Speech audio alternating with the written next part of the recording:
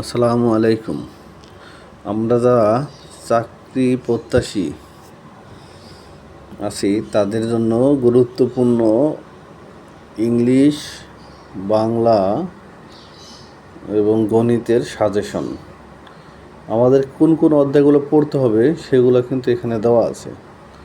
যেগুলো 3 স্টার দেওয়া আছে সেগুলো গুরুত্বপূর্ণ অনেক বেশি। ইংরেজির যেমন number, gender, preposition, sentence correction, correct spelling, অ্যান্টোনিয়াম, সিনোনিয়াম, idiom and phrase, sentence making মানে ফ্রেজ দিয়ে সেন্টেন্স তৈরি করতে হবে, translation, voice change, paragraph, right form of verb, narration, part of speech. এগুলোর মধ্যে যেগুলো বেশি ইম্পর্টেন্ট সেগুলো 3 স্টার দেওয়া আছে, ভেরি ভেরি ইম্পর্টেন্টও লেখা আছে। এগুলো আপনারা বেশি বেশি করবেন, কারণ চাকরি পরীক্ষাতে এগুলোর থেকে প্রশ্ন হয়, এগুলোর বাইরে কোনো প্রশ্ন হয় না। এগুলো ইংরেজি। এবার আসি আমরা বাংলাতে। বাংলাতে যেমন সন্ধি তো গুরুত্বপূর্ণ, 3 স্টার এবং ভেরি ভেরি ইম্পর্টেন্ট। বানান শুদ্ধকরণ সেটাও গুরুত্বপূর্ণ, ভেরি ভেরি ইম্পর্টেন্ট।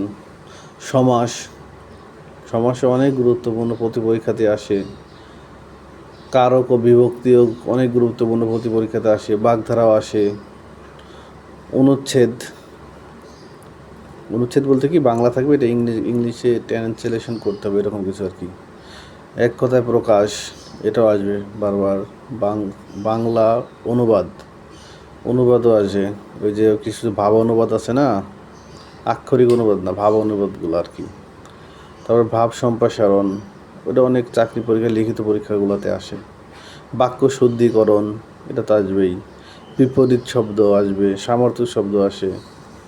সাহিত্য, কবিদের পরিচিতিগুলো, সাহিত্যের মধ্যে যেগুলো কবি পরিচিতি আর কি, যেগুলো আছে কাজী নজরুল ইসলাম, রবীন্দ্রনাথ ঠাকুর, প্রমোদ চৌধুরী, জীবনানন্দ দাশ, বিখ্যাত যেগুলো কবিরা আছে তাদের জীবনী পড়তে হবে আর কি।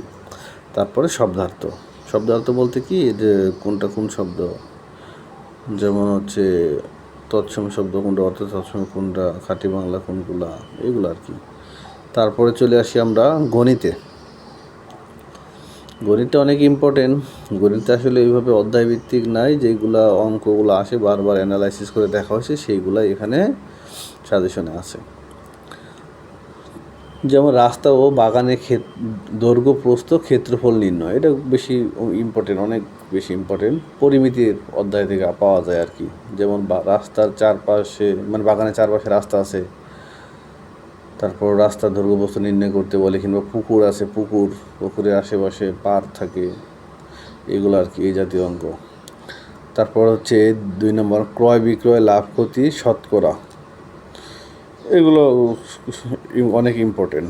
মান নির্ণয় বলতে কি, যে বীজগণিতের মান নির্ণয়কে বোঝাইছে আর কি এখানে। উৎপাদকের বিশ্লেষণ, এগুলো বীজগণিতের উৎপাদকের বিশ্লেষণ। পিতা ও পুত্রের বয়স নির্ণয়, পিতা পুত্রের বয়সের অঙ্ক, এরকম খুব ইম্পর্টেন্ট, প্রতি পরীক্ষাতে আসে। সুদাসল বা মুনাফা, ওই যে সুদাসল মুনাফা আমরা তো জানি, আজকে ব্যাংকে এত টাকা রাখলাম, 10 বছর পরে কত পাইলাম, এগুলো আর কি, এই জাতীয় অঙ্ক। তারপরে স্রোত, ট্রেন ও নৌকার গতিবেগ, এটা অনেক গুরুত্বপূর্ণ, প্রতি পরীক্ষাতে আসে, লিখিত পরীক্ষা। কাজ ও খাবার এর ঐকিক নিয়ম, এটাও গুরুত্বপূর্ণ। অনুপাতও গুরুত্বপূর্ণ, প্রতিটাই গুরুত্বপূর্ণ টপিকস। তো জ্যামিতি বলতে এখানে আমরা যে কোণগুলা, বৃত্তগুলা, ত্রিভুজ, চতুর্ভুজ, এগুলা ধারণা জানতে হবে আর কি, কোনটাকে কী বলে, এটা হচ্ছে জ্যামিতি বোঝাচ্ছে। বাঁশ বা খুঁটির দৈর্ঘ্য, প্রস্থ ও নল ও চৌবাচ্চার অঙ্ক। এখানে দেখেন বাঁশ বা খুঁটির দৈর্ঘ্য প্রস্থ, যেমন থাকে একটি তেলাক্ত বাঁশে বানর প্রতি মিনিট এত মিনিট উঠে, আবার পিছলে এত মিনিট নেমে যায়, লাস্ট শেষে যায় তার কত সময়টা লাগলো সেটা। প্রস্থ, আচ্ছা, এটা হচ্ছে নল ও চৌবাচ্চা। এখন নল ও চৌবাচ্চার অঙ্ক আছে। একটা নল দিয়ে পানি ঢুকলে চৌবাচ্চা পড়তে এত সময় লাগে, বের হইতে আবার আরেকটা নল দিয়ে বের হলে এত সময় লাগে, দুইটা একত্রে ছাড়লে কত সময় লাগবে, এই জাতীয় অঙ্কগুলো কিন্তু অনেক গুরুত্বপূর্ণ, বারবার আসে। তারপরে পাস ফেল অথবা ক্লাসরুমে ছাত্রছাত্রীর সংখ্যা, ওই যে পাস ফেল, বাংলা এতজন পাস করলো, ইংলিশে এতজন পাস করলো, কিংবা এতজন ফেল করলো, উভয় বিষয়ে কতজন পাস করলো, এই জাতীয় অঙ্কগুলা। আবার দেখা যাচ্ছে একটা ব্রেঞ্চ ছাত্রছাত্রী, ক্লাসের রুমে ছাত্রছাত্রীর সংখ্যা, বেঞ্চ অনুযায়ী ছাত্রদের সংখ্যা, এতজন ছাত্র হলে এতটা বেঞ্চ হওয়ার পরে এতটা বেঞ্চ ফাঁকা থাকে, কতজন ছাত্র হলে বেঞ্চগুলো পূর্ণ হইতো, এই জাতীয় অঙ্কগুলো আর কি।